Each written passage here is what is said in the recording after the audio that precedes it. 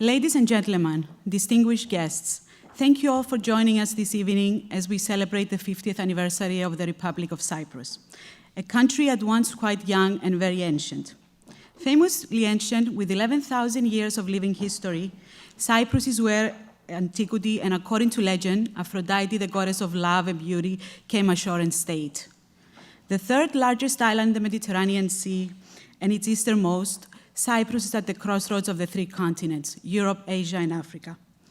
Independence in 1960 marked Cyprus's break from Great Britain, but many empires and cultures have swept through Cyprus over the millennia. 3,500 years ago, Mycenaean Greeks established their kingdom on the island. Later, there were Phoenicians, Assyrians, Romans. St. Paul journeyed through Cyprus, and Christianity took root here. After the Byzantine period, there was Richard the Lionheart, who sold Cyprus to the Knights Templar, followed by the Frankish and later the Venetians. Ottomans battled the Venetians, pushing them out in 1571. In 1878, it was the British who took over. But let's not forget Alexander the Great, who reconditioned his fleet in Cyprus. So, in Cyprus's history, we have a mosaic of continuously alternating invasions and dominations. And this is etched in the archaeology and cultural heritage of the island. With such a rich past, it is clear that Cyprus and its people are not made to fit into a simple category, precisely because so many cultures have left their footprint on this island. Cyprus is an open-air museum, where beyond the classic ancient Greek and Roman ruins, new discoveries are made all the time. It was only recently that workers building a new walkway at a resort in Cyprus uncovered an ancient tomb, believed to date back to the 3rd century BC. But since I mentioned beach, Cyprus also happens to have some of the cleanest beaches in all of Europe, the so-called blue flag beaches. Outside the principal cities, Mediterranean landscapes prevail. Between olive trees, hillside vineyards, and the shimmery blue sea, you might think you're inside a painting, until you feel the warm breeze and the sun and realize that the painting is actually real. The result is magic, where the force of the centuries and the promise of the future are intertwined. Cyprus is this. It's the center and the soul of the Mediterranean, and it is waiting to be discovered.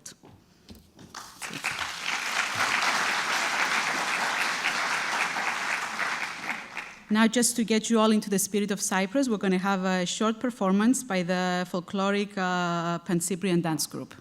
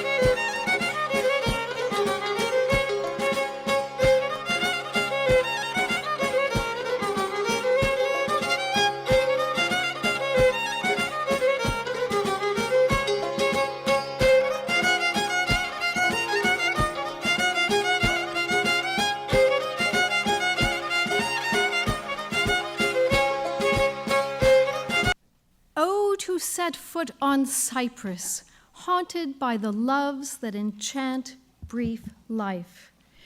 Words of the Greek playwright Euripides, written in his Bacchae, first performed at Athens in 405 BC.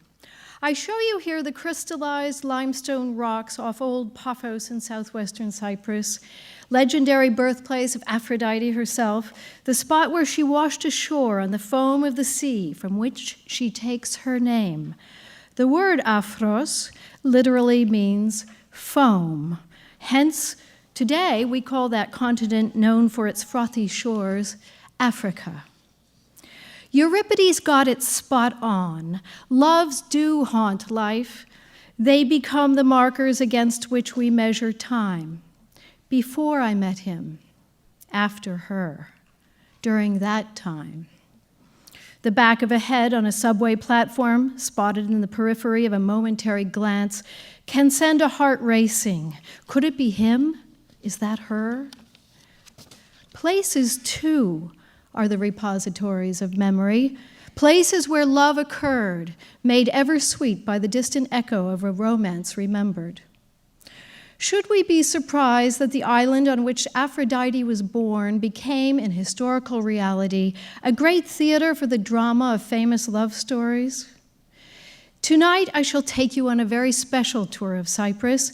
We shall visit places of memory, stretching from the mythical past to the annals of history, places enchanted by the love that occurred within them. We cannot help but wonder at how prescient Euripides was, writing centuries, even millennia before these romances occurred. How did he know that Cyprus would be especially haunted by such memorable loves? He couldn't have known of Julius Caesar's weakness for Cleopatra, or Mark Antony's passion for the Egyptian queen, to whom he gave the whole island of Cyprus in what is perhaps the most over-the-top love token in all of history. How could Euripides have foreseen the love of Richard the Lion-Hearted for the Princess Berengaria of Navarre, whom he would marry in the castle at Limassol, or Desdemona's ill-fated love for Othello, played out against the backdrop of the Venetian castle at Famagusta? Let us travel city by city, site by site, and consider the rich archaeological, cultural, and historical heritage of the astonishing island of Cyprus, which in this year celebrates its 50th anniversary as a republic. We salute this fair island and thank you for the love and philoxenia that it has long shared with the world, and I should say with me, celebrating my 30th year in Cyprus in the coming year. Cypriot philoxenia, that is hospitality, is as legendary as the love goddess herself. And tonight we shall revel in it, sharing in its wine, food, music, dance, and archaeology, right here in the center of Manhattan. But let us start at the birthplace of Aphrodite, the so-called Petra tou Romiou, the rocks of the Greek, where Aphrodite is believed to have washed ashore.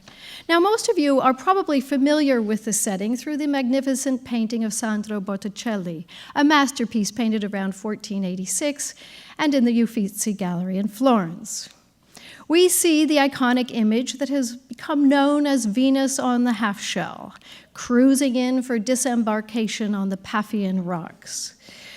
What you may be less familiar with is the Homeric hymn number 6 to Aphrodite, lines that may have inspired this scene, though they were written way back in the 7th century BC.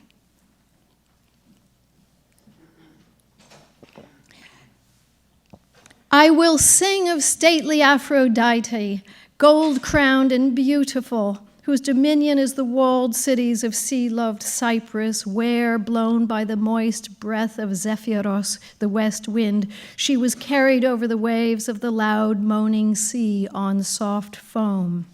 And there the gold wreath Horai, the seasons, happily welcomed her and clothed her with heavenly garments, adorning her with golden jewelry over her soft neck and snow-white breasts. The Homeric hymn and Botticelli paint a lovely image of the goddess's birth. The poet Hesiod, however, composing around 700 BC, gives a more graphic description of just where all this foam comes from.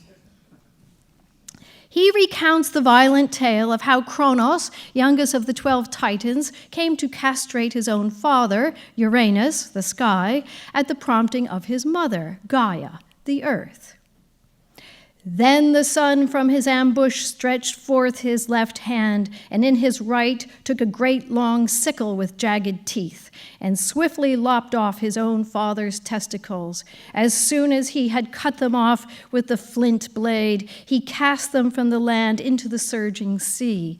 They were swept away over the main a long time, and a white foam spread around them from the immortal flesh, and in it there grew a girl.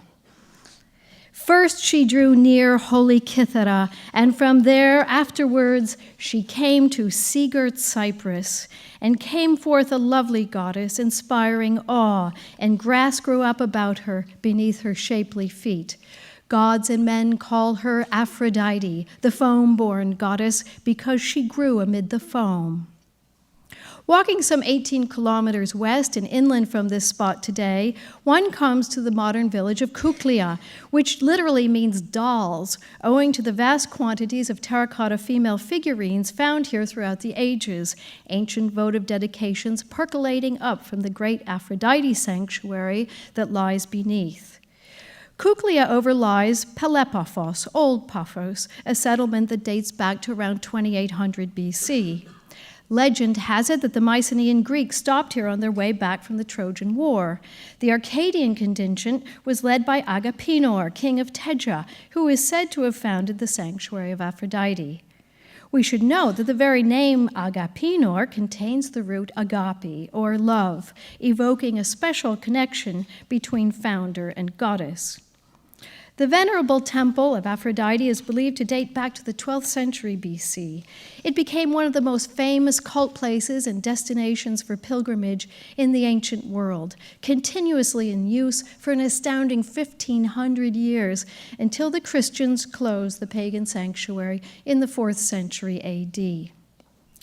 Never mind the fact that as recently as 100 years ago, a local church in Kuklia was called Panagia Aphroditisa, or Our Lady of Aphrodite.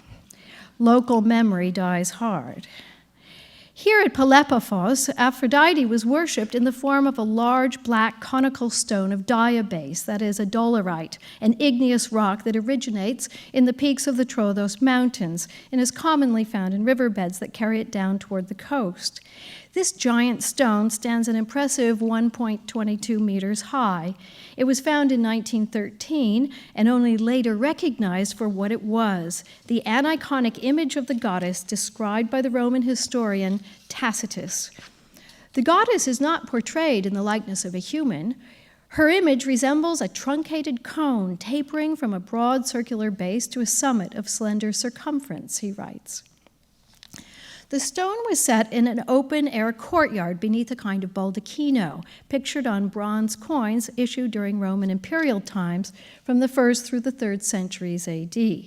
Indeed, Roman emperors from Augustus to the Severins made lavish donations to Pelopaphos, where emperors Titus and Domitian dedicated a new altar under the auspices of the imperial cult. The stone's powers have been invoked until fairly recent times. In the years before it was moved into the museum, young mothers of Kuklia, finding they were without milk, would come into the sanctuary ruins to rub the stone with olive oil, hoping to find a remedy. Just a few kilometers from the sanctuary on the Marcello Hill, one can visit the old city walls and the northeast gate. Here we have, to my mind, one of the most spectacular sights in all of Cyprus, the remains of a siege mound built by the Persians during the attack of 498 BC. This is one of the few places on earth where you can sit and read Herodotus and gaze directly on what he is describing. I adore bringing my students out here each May. The Persians, surrounding the city of Paphos for the better part of a year, destroyed all the shrines outside the city walls and used broken statues, building blocks, soil, tree trunks, and branches to fill this giant defensive ditch. Their goal was to build a ramp as high as the city walls and to wheel up the ramp a great siege engine, their weapon of choice for many centuries.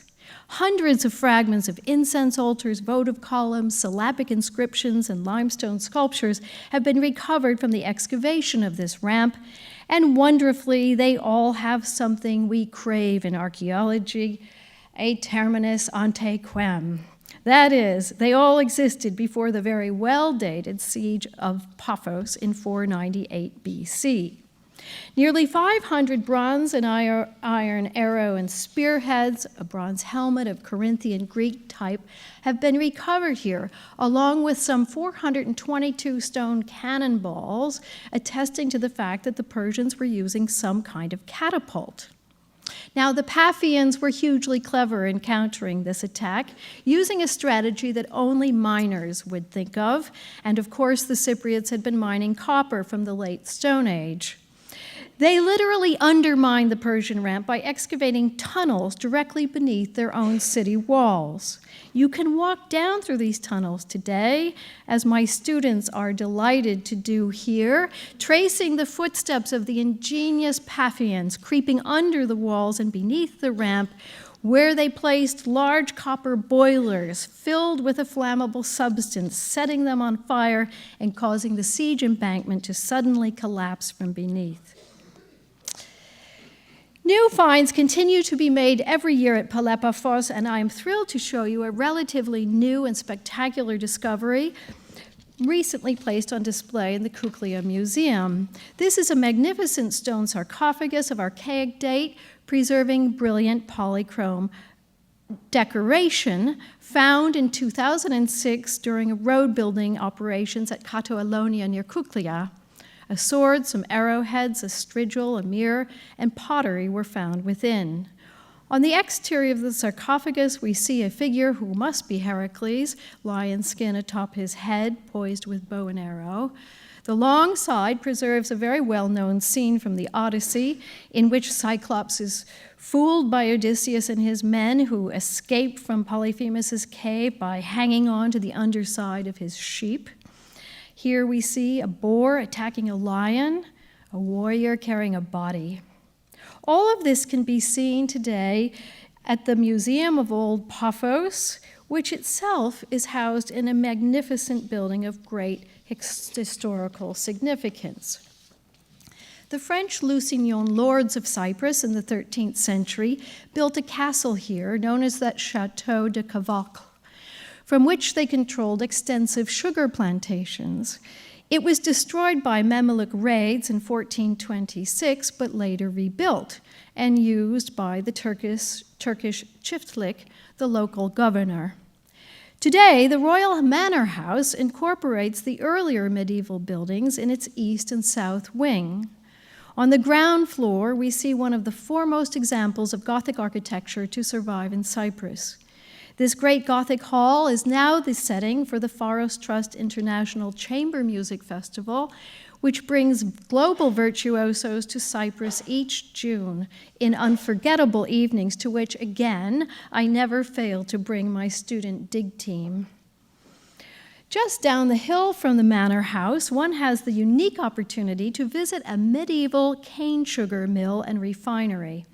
This was the very first Cypriot project in industrial archaeology and has yielded invaluable insight into the economic and technological history of this important industry during the 13th through 16th centuries. Here you see the furnaces and boiler rooms, and one of my students climbing through them. More than 30,000 clay sugar molds and molasses pots have been excavated here, giving some idea of the vast scale of the operation. And that is how it's done. Returning to the sanctuary of Aphrodite up the hill, I'd like to focus for just a moment on a story involving the goddess and her first priest. Legend has it that King Cinyras was the first votary and priest of Aphrodite, ministering at her altar and singing sweet hymns in her praise. He had a young son, Adonis, who was a beautiful boy. One day, as Aphrodite was playing with her son Eros, the child nicked her with one of his arrows, making her love crazy. She set eyes on the young Adonis, and that was that. It was an intense passion this cougar had for her toy boy. Very intense. But his focus remained on hunting, which took him far afield to the green groves of ancient Idalion in the center of Cyprus, where the broad, flat plain of the Mesaoria spreads between the Troodos and Pentadactylos mountain ranges. Ares, god of war and an old lover of Aphrodite, grew jealous and sent a wild boar to kill Adonis. It slashed him with its tusks. And Aphrodite flew to the side of her dying love and sprinkled the nectar of the gods into his wounds. As each drop of Adonis's blood fell to earth, it turned into an anemone, just like the wildflowers that enliven Cypriot fields with the coming of each spring. Anemones are especially known for their brief blossoming, after which they die, just as the rosy-cheeked young lover of Aphrodite. Speaking of flowers, did you know that Cyprus is home to hundreds of species of indigenous plants, including 45 species of endemic Cypriot orchids? Oh, don't get me started on flowers, or we'll be here a long time.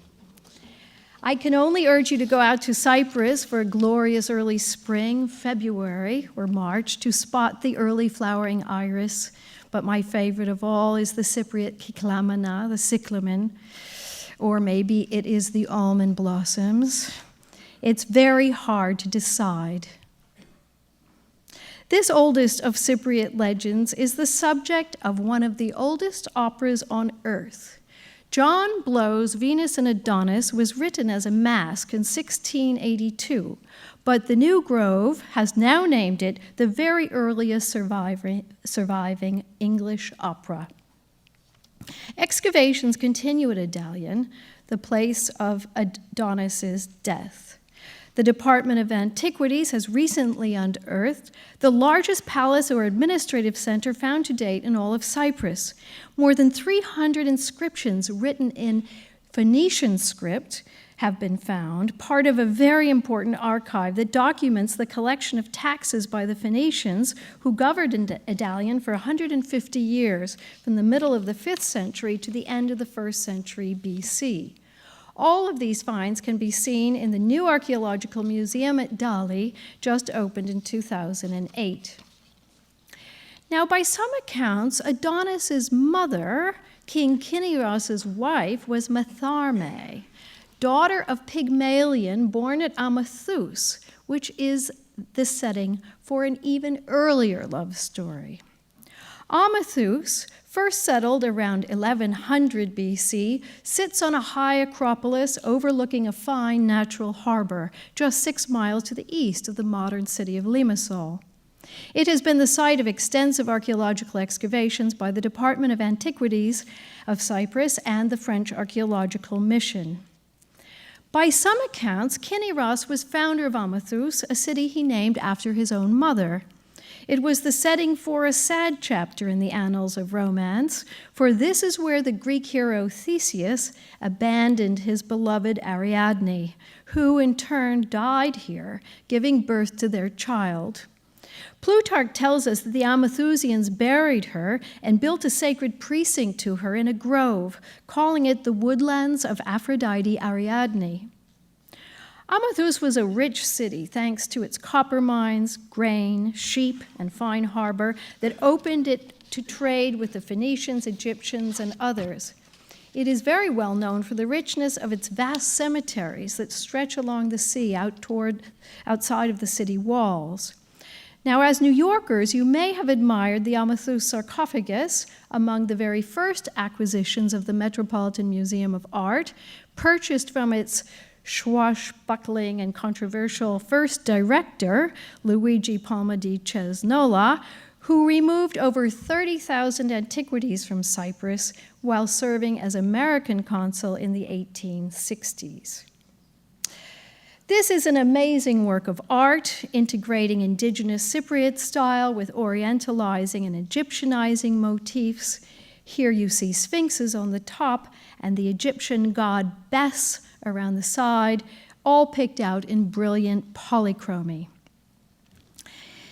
With a celebrated local sculptural tradition like this one, it is no wonder that Amathus is the setting for the tale of a great sculptor, one of our longest surviving love stories on earth, that of Pygmalion. Pygmalion was an Amathusian sculptor who, disgusted by the wickedness of women and the failings of the female heart, lived on his own as a bachelor, until he found a large and perfect piece of ivory, from which he set out to carve the perfect female form.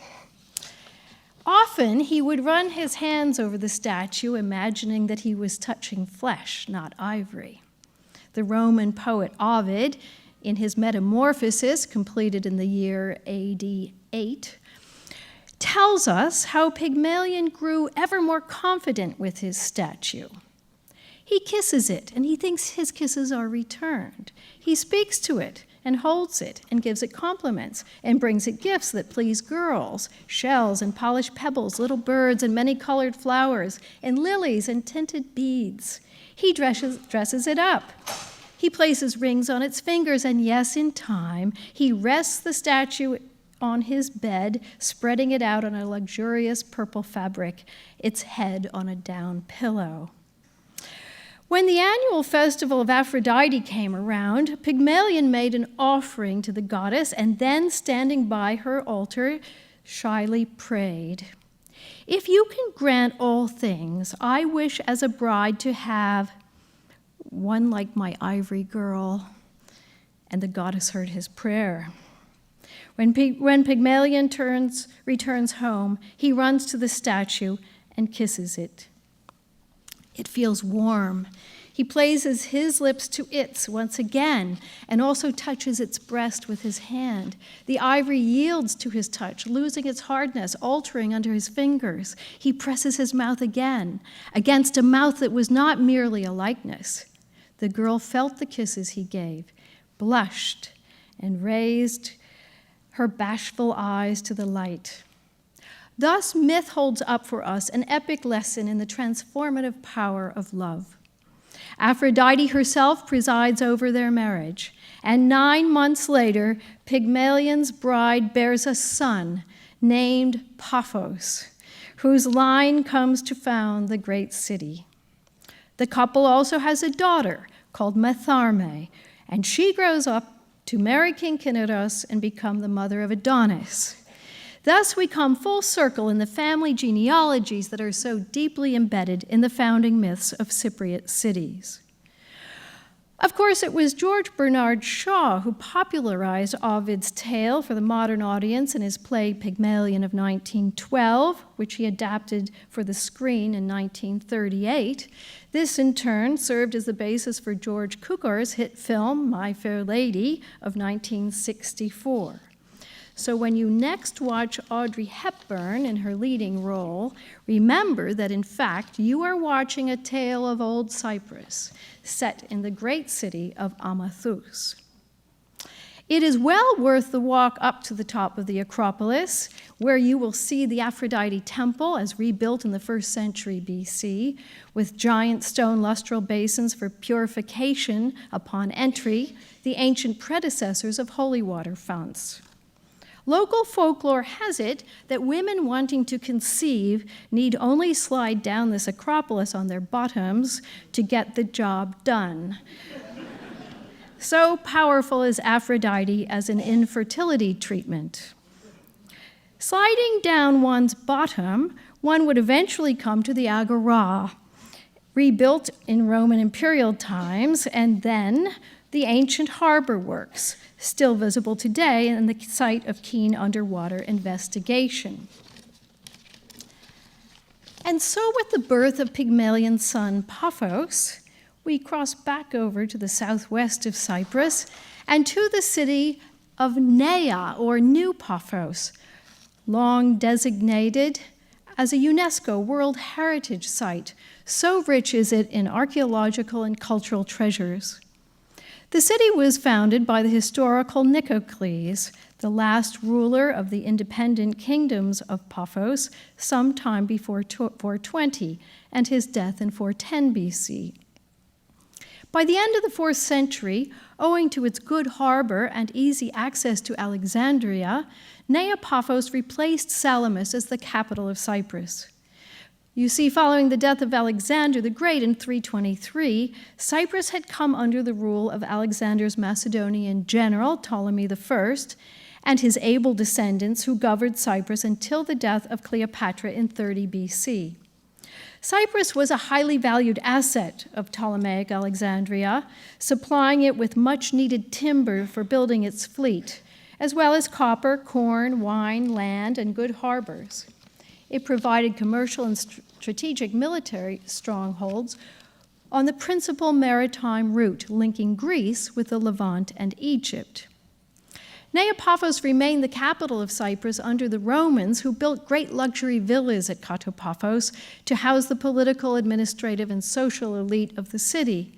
And here I show you the vast complex that housed the Roman proconsul and his entourage, a later incarnation of the villa to which St. Paul and Barnabas would have come in AD 45 when they successfully converted the Roman consul Sergius Paulus to Christianity.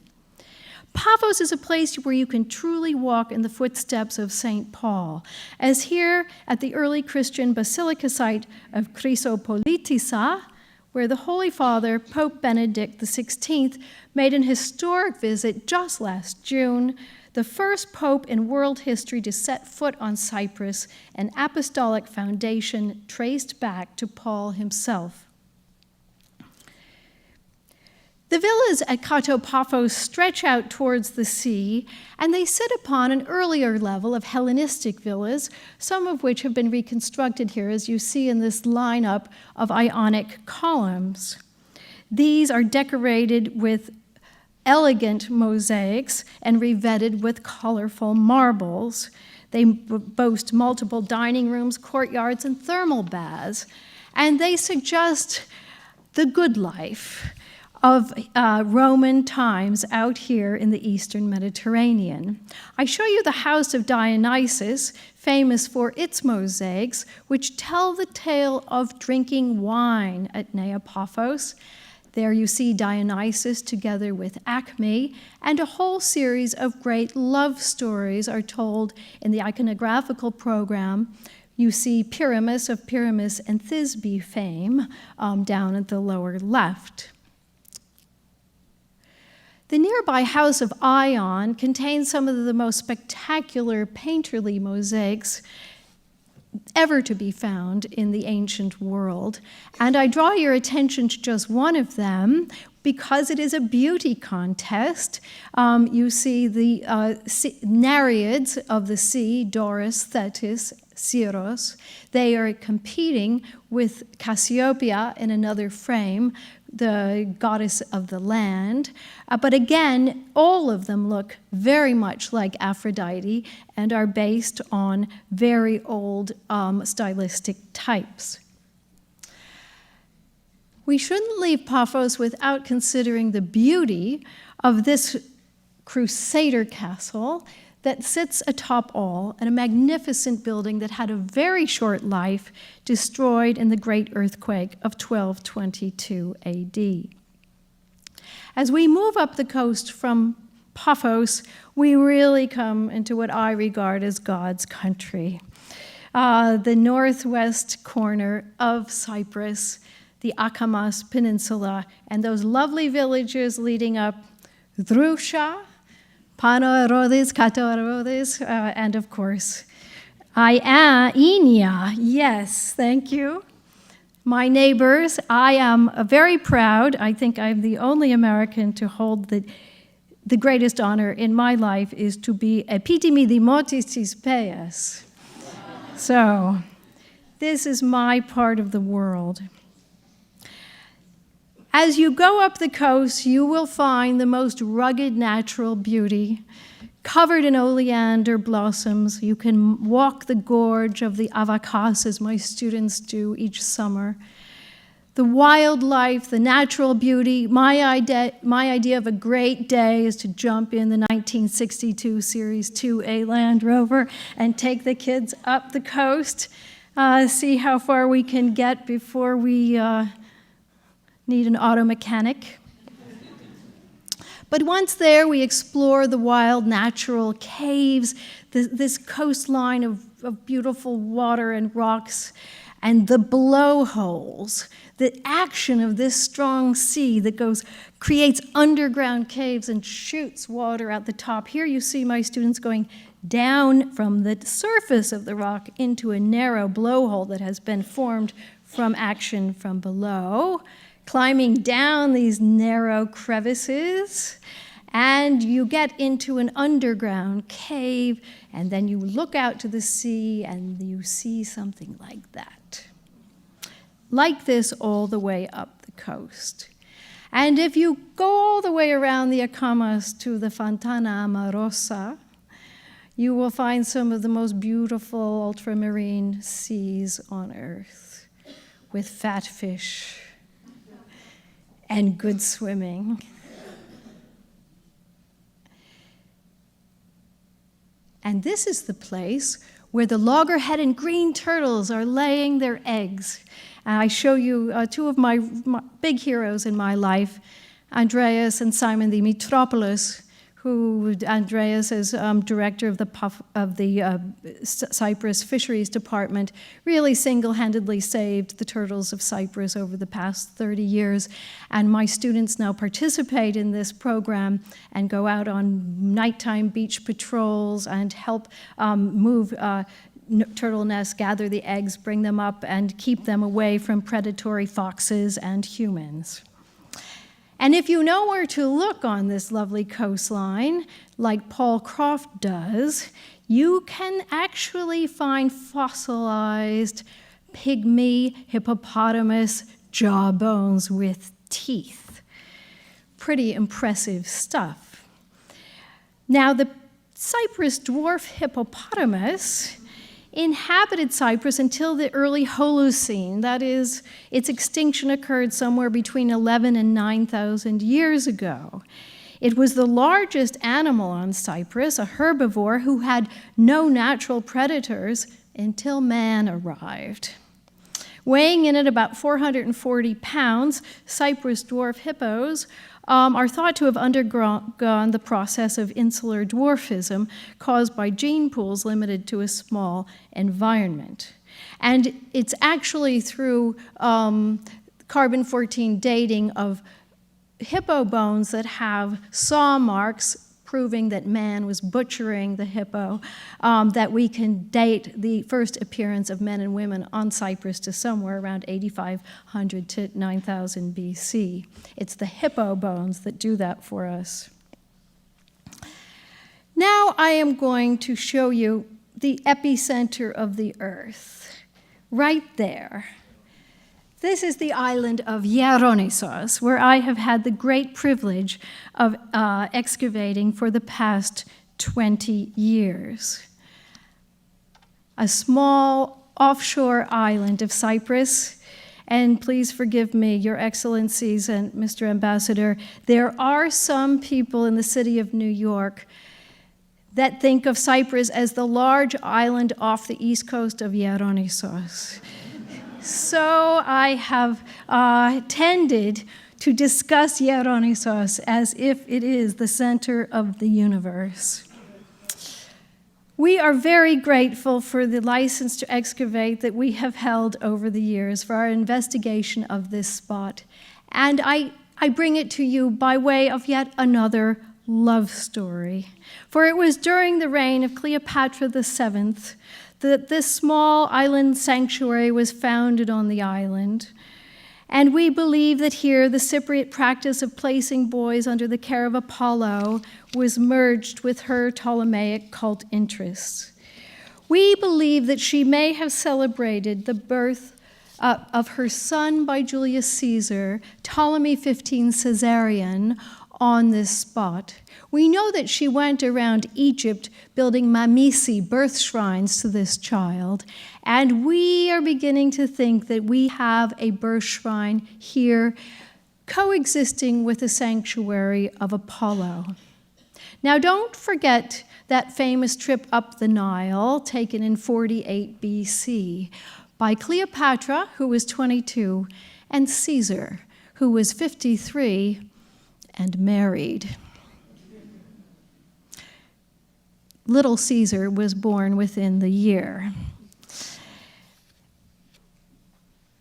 Each summer during May and June, my team from New York University braves the waters, which are calm in this particular image, to open up these great trenches that have yielded so much material that points directly to Cleopatra's Egypt.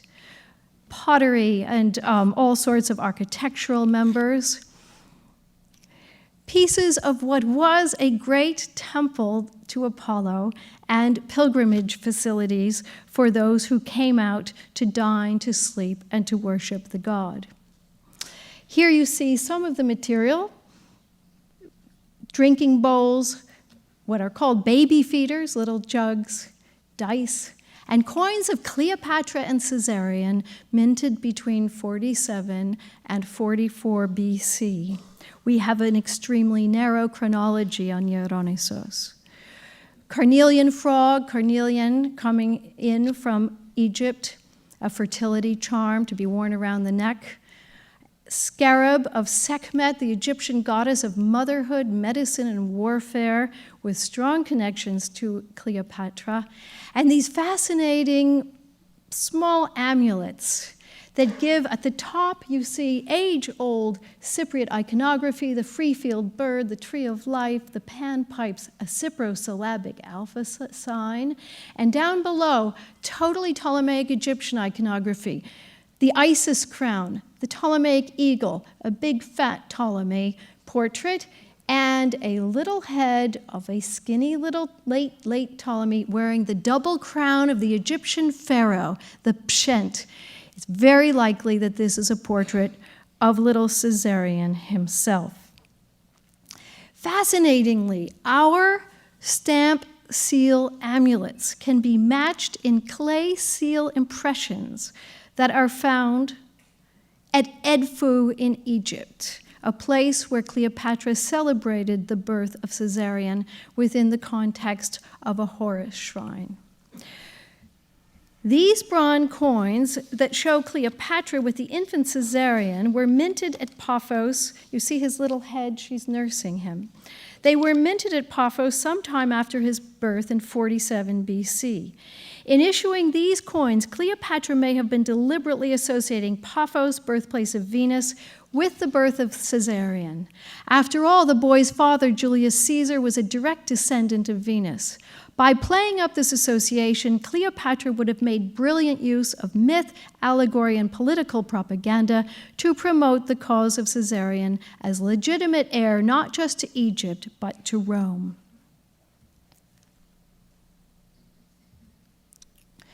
If you're interested in hearing more, we celebrate tomorrow, and we are very honored that President Christofias and the First Lady will be opening our conference, Archaeologies of Dionysos off Cyprus, at New York University, Friday and Saturday. And I draw your attention to the fact that next Tuesday in Washington, the largest exhibition of Cypriot art ever to travel to the United States will be opened at the Smithsonian Institution. It will be on until April, and I very much encourage you to go. There you will see objects from Dionysos, our impressive lion's head waterspout, and some of the Ptolemaic portraits. This team, who flew the Explorers Club flag in 1992, has continued on, it's grown, and we do have a program which we call Exec-U Dig, and we have a very illustrious alumni body of members of the private sector who can come out for a hefty contribution and excavate with us for a week. Thank you, Bill. Let us cross back for a moment to the great city of Limassol, the setting for our next love story, that of Richard the Lion-Hearted, whose name in Greek is so much fun to say. Ho Ricardos, to Leontokardos. On April 10th, 1191, Richard, having spent the winter at Messina in Sicily, set sail for the Palestinian coast in the Third Crusade. While in Sicily, he became engaged to the lovely Princess Berengaria of Navarre, who set out to follow her fiancé in another vessel of his fleet.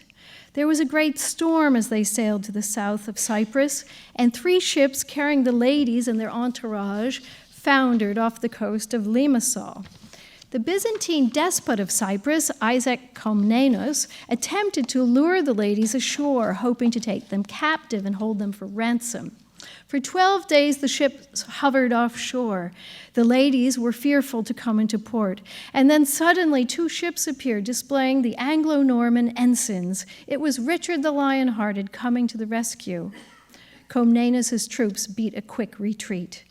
And then, on the 12th of May, Richard and Berengaria were married in the chapel of the fortress at Limassol, a predecessor to the existing castle shown here, which dates to the 14th century. The nuptials took place very early in the morning, at dawn. Geoffrey de Vinsauf, chronicler of Richard's crusade, gives us a first-hand account. The king was glorious on this happy occasion and cheerful to all, and showed himself jocose and affable. The sacrament of marriage was followed by Berengaria's coronation as Queen of England. The Bishop of Évreux placed the gold crown upon her head, and thus there fell to Cyprus the distinction of being the only Commonwealth territory that was the setting for an English coronation. Although Shakespeare never set foot on Cyprus, he chose it as the setting for his famous tragedy Othello. Shakespeare doesn't name the city in which the drama is set, but it can reasonably be identified as Famagusta, the greatest seaport in Cyprus at the time. Following the fall of Acre in Palestine in 1291, legions of Christian refugees fled to Cyprus and settled in the village of Amokostos, which means buried in the sand. The settlement grew into a city, developing the largest and best-known medieval harbor in Cyprus and coming to be known as Famagusta, a city held now since 1974 under Turkish occupation. Shakespeare's Desdemona was a Venetian beauty who enraged her father, a Venetian senator, by eloping with Othello, a man several years her senior and not of her race. When Othello was deployed to Cyprus in the service of Venice, Desdemona accompanied him. There, he was manipulated by his ensign Iago into believing that she was an adulteress, and in the last sad act of the play is murdered by her estranged husband, who now lives on as a Cypriot table wine. Famagusta is also the setting for the last of our love tales tonight. Caterina Cornaro was born to a powerful Venetian family that had produced 4 doges and that had administered great sugar mills in the Limassol area. Just an adolescent, Caterina came into the sights of James II, the French Lusignan king of Cyprus, better known as James the Bastard, illegitimate son of Marietta de Patras and John II of Cyprus. James was looking for a powerful ally in the Venetians, enemies of his enemy, Genoa, and a maritime power strong enough to keep Cyprus from falling into Ottoman Turkish hands. The first necessary step was to find a Venetian wife. The Venetians were only too delighted to oblige as this marriage would secure for them commercial rights and other privileges and lead ultimately to their full control of the island.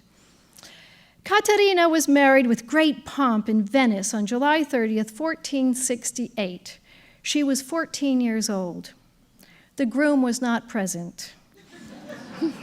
It was a marriage by proxy. 4 years later, Caterina finally traveled out to Cyprus and was married in person to her husband at Famagusta in October or November of 1472. But very soon after the wedding, James the Bastard died, struck down by a bad bout of dysentery whilst out hunting. Caterina was already pregnant, but her poor infant son died before his first birthday, under very suspicious circumstances. Thus, Caterina became Queen of Cyprus and ruled the island from 1474 to 1489, though she was controlled by her Venetian handlers, ambitious admirals and merchants, who, in 1489, forced her to abdicate, ceding the administration of the country to the Republic of Venice. On February 26, 1489, a high mass was celebrated to mark the solemnity of Caterina's forced abdication in the Cathedral of St. Nicholas at Famagusta, where both her husband and her baby son are buried. When, after Mass, the three great doors of the west end of the cathedral were thrown open for the procession to come out, a Queen of Cyprus crossed its threshold for the very last time. The standard of St. Mark was hoisted above the city, and the Venetian admirals took formal possession of the island. According to George Bustronius, the queen, dressed in black and accompanied by the barons and their ladies, set off on horseback. 6 knights held her horse's reins. From the moment she left, her eyes kept streaming with tears. Upon her departure, the whole population was bewailing. Caterina had come to so love the island that welcomed her as a young and ill-fated bride, and the Cypriots in their turn offered to her their love and the legendary philoxenia that they are so good at giving. Again, the stuff of opera immortalized by Donizetti. Let me close by taking you up to Pano Erodis. In the local churchyard sit 2 limestone sarcophagi. That on the south belongs to Aios Agapitikos, the saint of love, and herein Saint Agapios is buried. The one to the north holds the body of Saint Varlam and is known as the sarcophagus of Aios Misitikos, the saint of hatred. They say that if you want someone to fall in love with you, you must chip a tiny piece of stone from the sarcophagus of Aios Agapitikos, crush it into a powder, and sneak it into the drink of the one whom you wish to fall in love with you. Conversely, if you wish someone harm, just drop some of the pulverized stone from the sarcophagus of Aios Misitikos. This is the way you used to unfriend people in village life of the past. Now, in case you can't make it all the way up to Pano Erodis, there are satellite sanctuaries of these saints in Neapaphos, here in these rocky outcrops. I visited the cave of Aios Agapitikos recently with Professor Christopher Faraone of the University of Chicago, world authority on ancient Greek love magic, and I scraped a little of the magic love dust from the cave myself. And I actually brought a little bit with me tonight.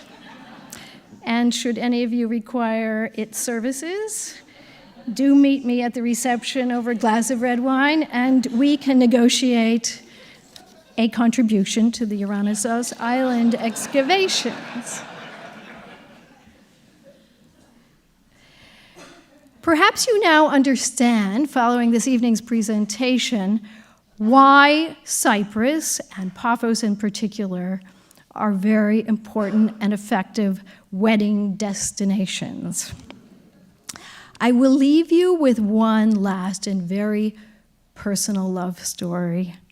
Well, not really. I will leave you with my love story with Cyprus and the Cypriots. 30 years ago next year, I headed out to Cyprus for the first time. I have been back at least once every year since, sometimes 3 to 4 times a year. I thank the Cypriots who are here this evening. I thank your beautiful country for so enriching my life. And I encourage those of you who have not visited Cyprus to come and have your lives enriched. I urge you, in the words of Euripides, to come set foot on Cyprus and try your luck at finding a love to enchant brief life. Thank you.